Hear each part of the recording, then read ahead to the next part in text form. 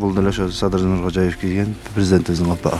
Кыргыз болгондон кийин калпак кийебиз да анан. Ак калпак байыртадан эле эр кишилердин улуттук баш кийими ата бабалардын мурасы катары саналат. Кылымдар бою анын формасы жана оймолору сакталып келген. Бүгүнкү күндө дагы калпакка суроо талап көбөйүп, аны кийип жүрүүгө кызыккандардын саны арбаган. Негизи калпак кийиш керек да, жаш биз өзү негизи калпак кыргыз болгондон кийин калпак кийебиз да анан.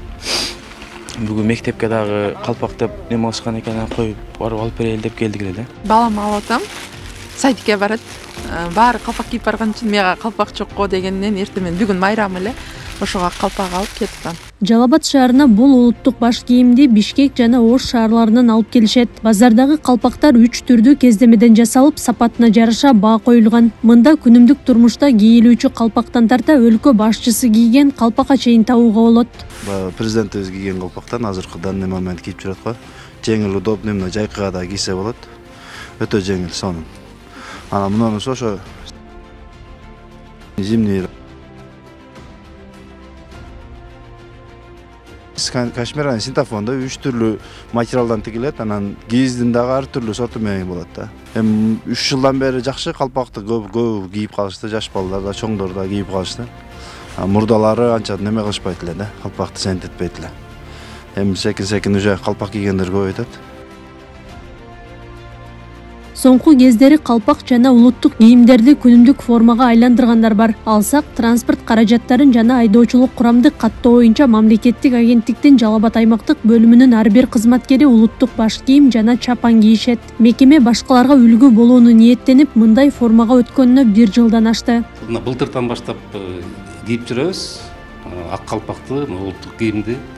Айтып өттүм го, ошо биздин улуттук баалуулугубуз болгон ошо ак калпагыбыз Ала тоонун символу, ошо ар дайым бийиктикте болуп, ала тообузда болуп, кыргыз элибиздин башынан ак калпак түшпөй, ошо бизди көрүп башкалар да үлгү алсын деген эмеде биз ошо жумушта ар дайым кийип жүрөбүз. Ак калпакты кийимдерибизди. Буга чейин Жалал-Абадта ак калпак күнү туу күнү менен бирге өткөрүлүп, калпак кийген мырзалар жөө жүрүшкө чыккан. Анда калпактын мүнөздөмөсү жана философиялык мааниси түшүндүрүлгөн. Анын формасы Кыргызстандын ак кар көк мұз тоолорун элестетет.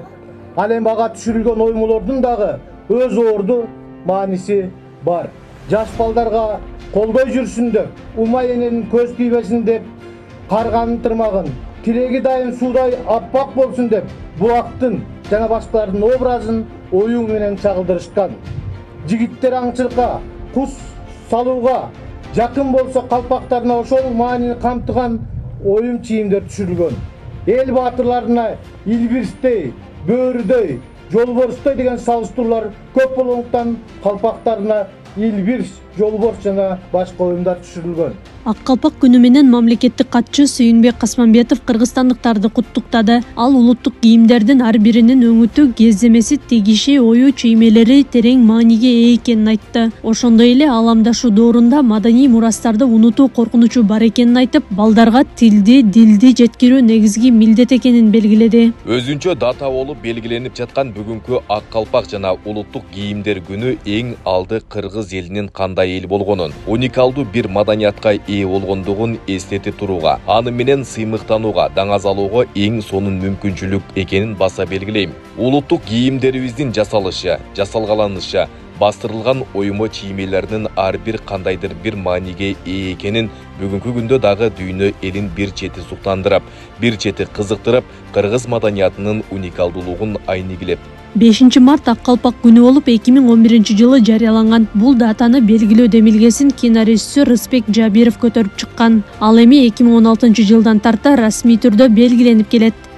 Аклай Карабаева, Шырзат Эгембердиев, Регион.